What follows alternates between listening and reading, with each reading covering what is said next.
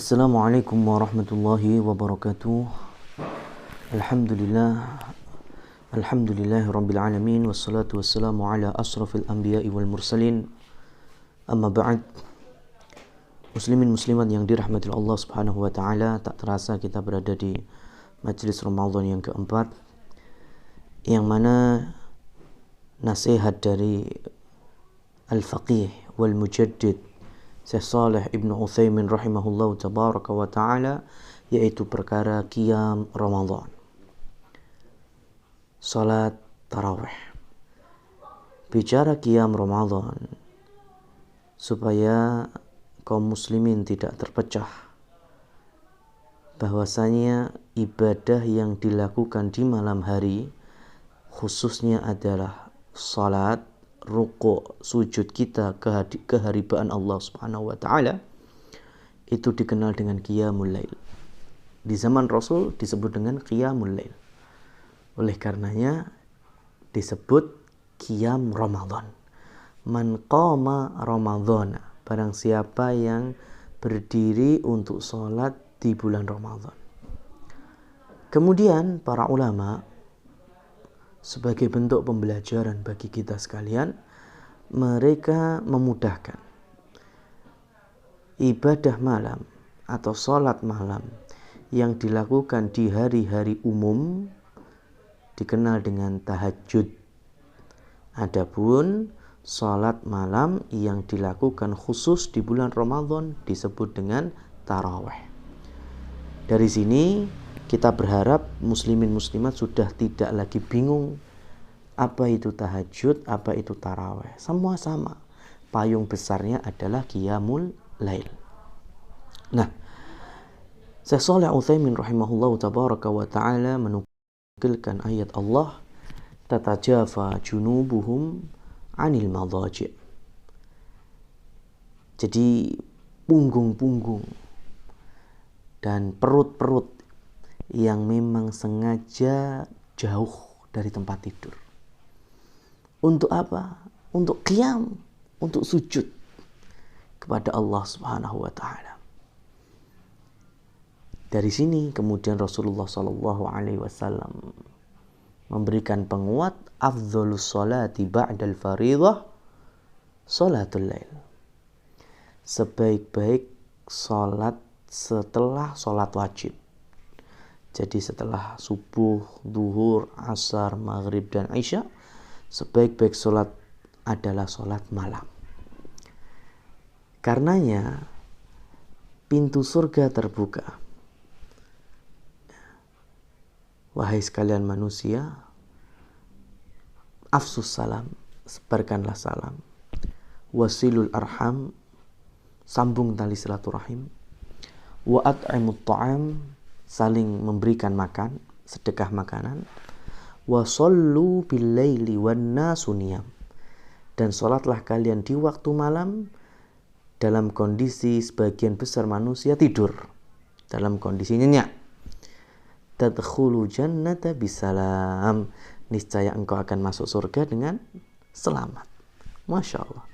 Ini keutamaan dan fadilah dari salat malam. Apabila kita tidak bisa atau sengaja bermalas-malasan untuk tidak tarawih di bulan Ramadan, betapa malunya kita di hadapan Allah Subhanahu wa ta'ala. Kenapa kok malu? Iya, catatan amal kita wajibnya lengkap. Catatan sunnah kita mungkin sholat rawatibnya lengkap.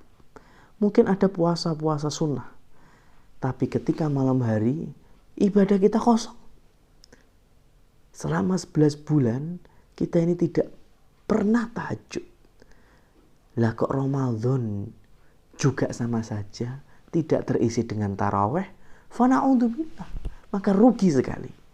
Maka setidaknya dalam 12 bulan atau 1 tahun penuh itu, kalau kita tidak bisa tahajud, setidaknya, sekali lagi, ini bicara mending-mendingan, setidaknya sebulan itu ada catatan amal kita untuk qiyamul lail. Sehingga kita tidak malu berhadapan dengan Allah Subhanahu wa ta'ala di hari hisab, di hari perhitungan amal. Rasulullah sallallahu alaihi wasallam pun memberikan peringatan. Kalau seandainya kalian bisa rok'ah, 1 rakaat aja sholat, fal witr, maka witirlah. Masya Allah, ya, maka witirlah. Nah, bicara qiyamul lail, bicara tarawih, bicara tahajud.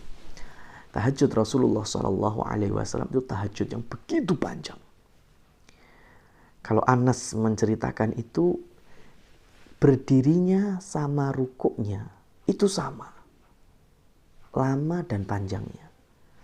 Sujudnya sama rukuknya juga sama. Artinya apa? Dari gerakan takbiratul ihram, al-fatihah, surat panjang-panjang. Bahkan Rasulullah SAW pernah menggabungkan antara surat Al-Baqarah, kemudian juga Ali Imran, kemudian An-Nisa, Masya Allah, Al-Ma'idah. Bayangkan, ini semuanya dari 7 surat terpanjang dalam Al-Quran, 5-nya dipakai dalam 1 rakaat. Ini pernah dijalani oleh Rasulullah SAW. Dan setelah beliau wafat, sebagian sahabat juga mengalami hal itu. Bentuk mutaba'ah dengan beliau SAW. Maka gambaran sholat malamnya Rasul, memang hadis yang paling banyak, karena memang bersumber dari Aisyah radhiyallahu ta'ala anha, beliau melakukan sholat malam 11 rakaat, yaitu 11 rakaat.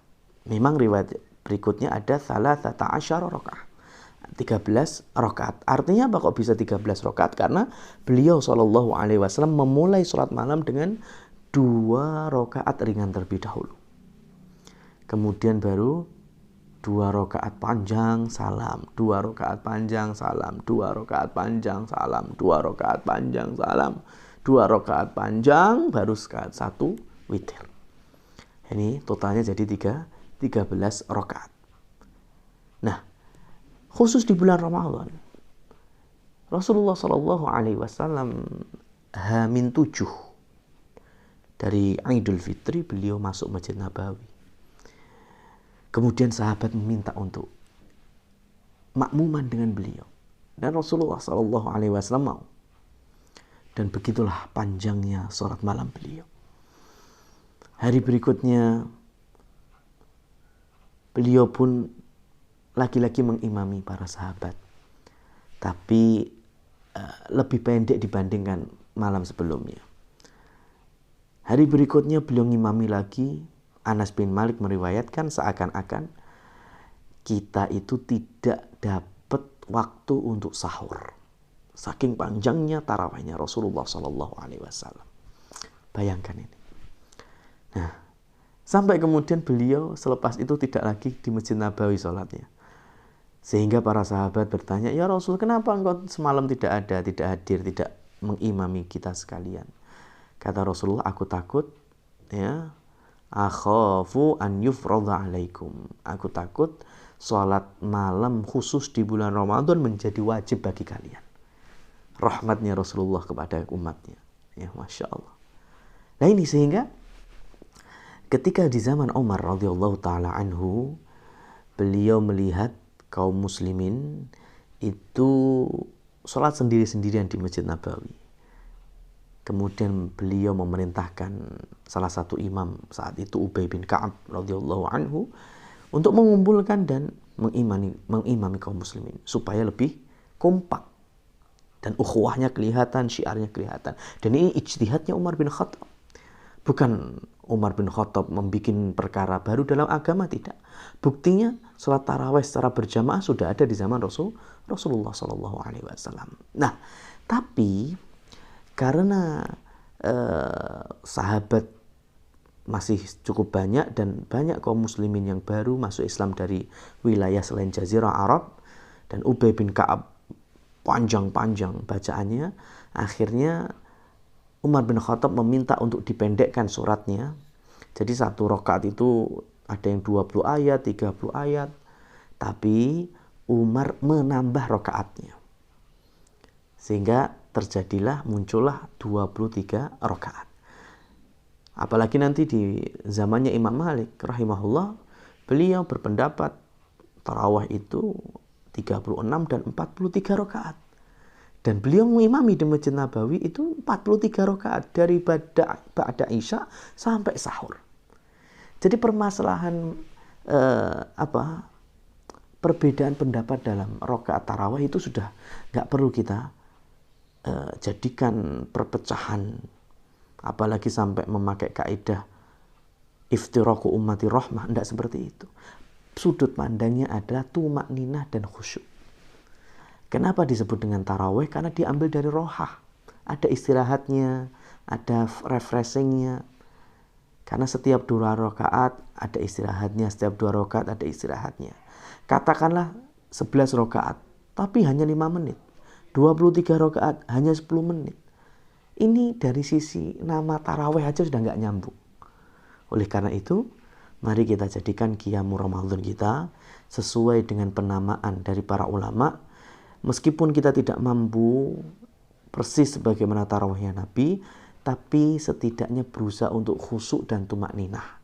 Kalau imamnya modalnya sabbihisma rabbiyal a'la ke bawah, ya insya Allah 30 menit, 25 menit itu standarnya.